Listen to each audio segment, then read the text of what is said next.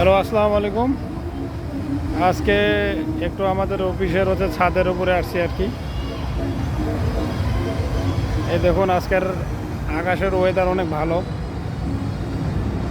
তো আমি জব করি আপনার চট্টগ্রাম সাগরিকা বিসিক শিল্প এলাকার মধ্যে।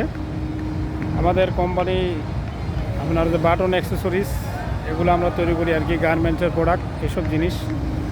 তো আজকে আমি আপনাদেরকে আমাদের ওই শিল্প এলাকার আপনার কিছু অংশ দেখাবো আর কি। দেখুন, এই যে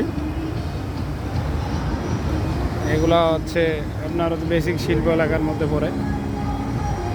দেখুন, তো এটা আছে, আমি আছি আমার এর মধ্যে।